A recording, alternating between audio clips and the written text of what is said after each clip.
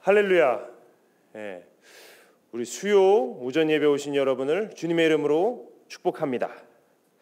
제가 작년에 상반기 성경 공부 반 때 말씀으로 기도하기라는 제목으로 10주간 우리 성도님들과 함께 참 귀한 시간을 누린 적이 있었습니다. 그때 강의를 하면서 제가 여러분들과 함께 나누었던 것이 무엇이냐면요, 이 기도란 무엇보다도 대화라는 것입니다. 기도는 하나님과의 대화이다라는 것을 나누었었습니다. 저희가 기도할 때에 어떻습니까? 말을 막 합니다. 기도할 때 말을 막 하는데 여러분 어떻게 생각하십니까? 혼자만 말하면 이것이 대화입니까? 아니면 대화가 아닙니까? 혼자 말하면 이것은 독백입니다. 이것은 대화가 아닙니다. 말하면 상대방이 듣고 또 그 말에 대해서 대답을 해 주어야 합니다. 이렇게 계속 이어져야 이것이 대화인 것입니다. 그렇다면 여러분, 우리가 기도할 때에 하나님께서 어떻게 말씀을 하시는지 아십니까? 작년 강의 때 나누었던 이야기입니다. 하나님께서는 우리의 생각을 통해서 하나님의 의사를 전달해 주십니다. 우리가 떠오르는 생각들을 통해서 하나님께서 우리에게 무엇이라고 말씀하시는지를 알 수 있다는 이야기입니다. 그렇다면 떠오르는 모든 생각이 다 하나님의 음성일까요?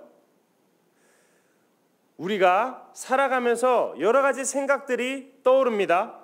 이 떠오르는 생각 중에 하나님의 음성을 식별하는 기준이 세 가지가 있습니다. 첫 번째입니다. 첫 번째는 말씀을 묵상하는 데서 오는 생각입니다.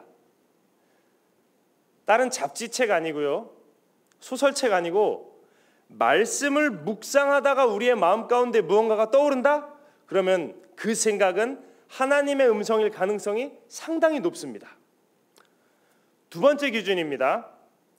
기도 중에 떠오르는 생각. 우리가 걸을 때도 생각이 납니다.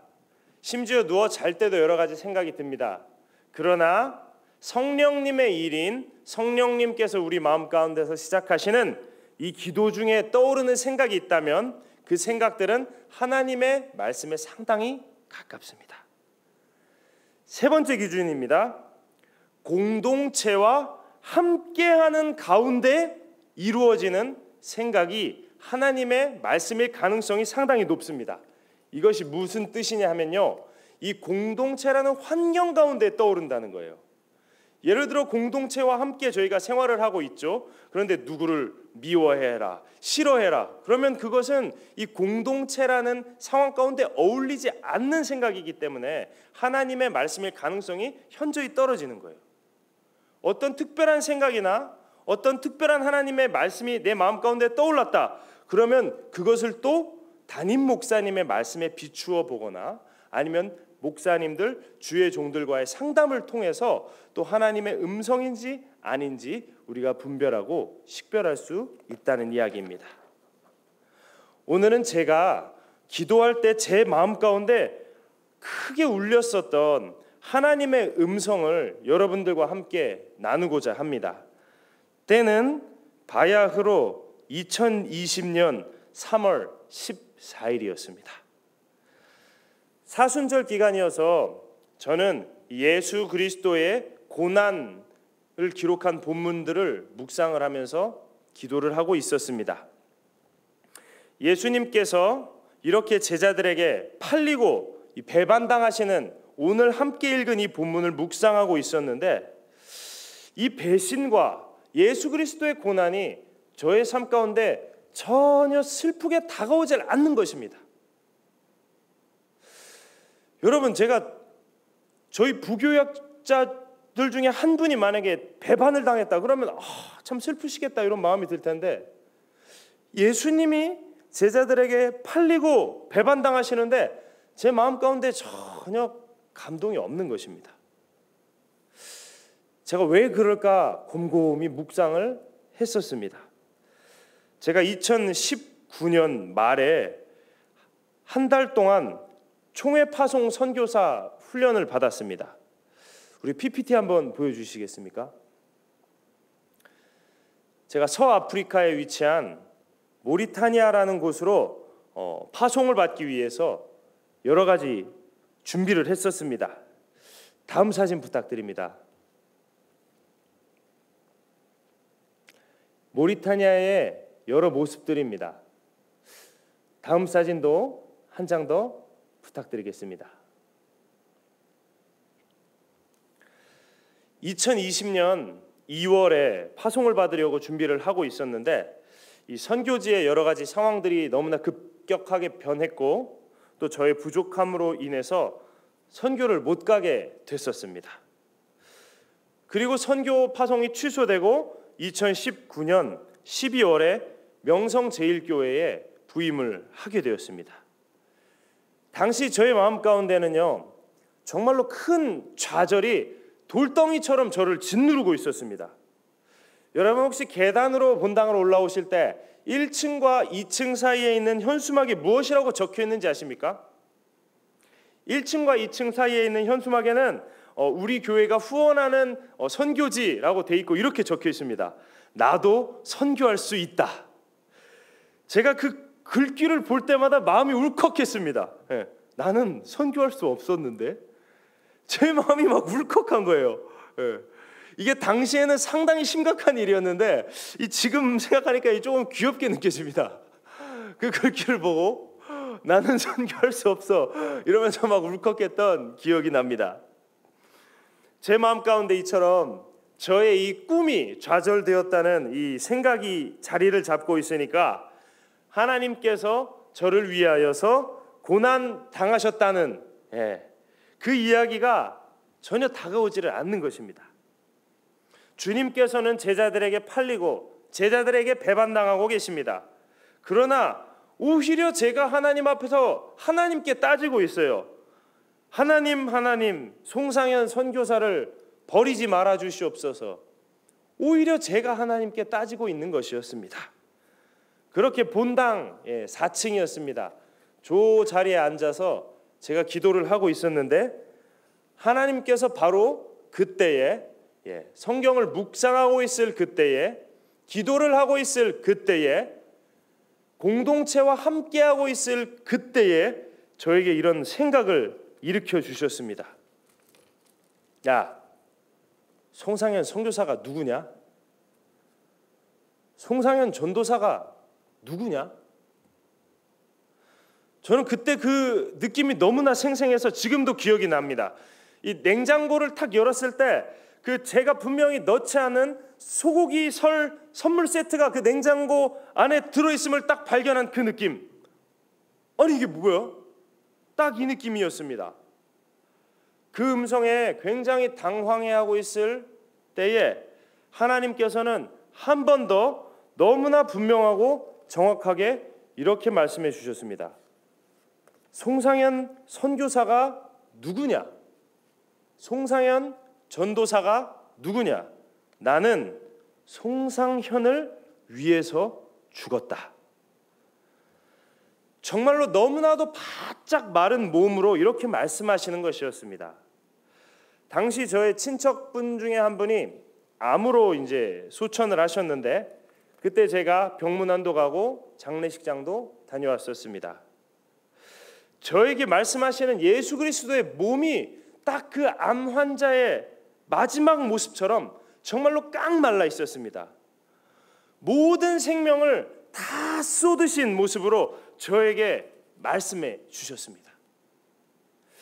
저희 오늘 본문의 26절 말씀을 함께 읽어보도록 하겠습니다.